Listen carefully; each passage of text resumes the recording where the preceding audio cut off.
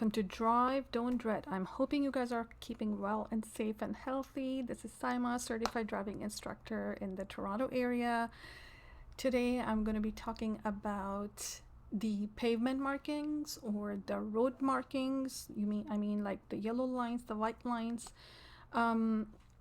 Unfortunately, a lot of people on the roads who are actually driving for years are clueless as to what these pavement markings mean. They are there for a purpose. So this is just a refresher for the seasoned drivers, and also just a very informative session for new drivers. I have had students who have passed their G1 and they have no clue what the road signs mean, what the pavement markings mean. Let's jump right into it. The basic pavement marking that we see is the white dotted lines, right? So those white dotted lines basically tell you that the traffic is traveling in the same direction. So when it's a dotted line, you can switch between the lanes back and forth. Okay, it doesn't mean you can do a reckless driving or you can just be a patient-less driver, but you can switch between the lines when it's safe to do so. Second off, we have a solid yellow line in the middle. That determines, or that is an indication that the traffic is traveling in opposite directions.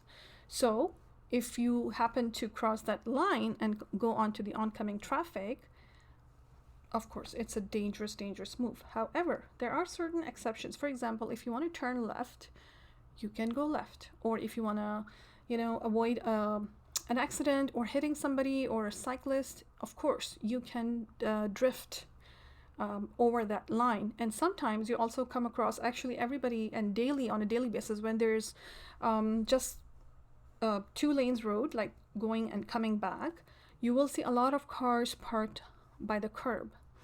That's where the tricky situation comes, right? So in order to, sometimes it's a huge truck, so you cannot go around it by staying on your side. You have to cross the yellow line. So again, safe move, make sure that there's no oncoming traffic, and it doesn't hurt to wait and observe to make sure that the oncoming traffic is not there. You will also come across situations where you see a combination of a yellow dotted line and a yellow solid line, so in the center. So if you're falling in the lane or where you have a solid yellow line, you cannot pass or go around to pass that vehicle. However, if you are traveling in the direction where you have the yellow dotted line, you can safely do so. So do not confuse the yellow solid and dotted line in the sense that you can actually cross that solid line. So if you have a dotted line on your end, on your side of the road, you're safe to do so. If you have a solid line, you cannot do it. You have also seen a shared left turn lane, which is in the center, okay?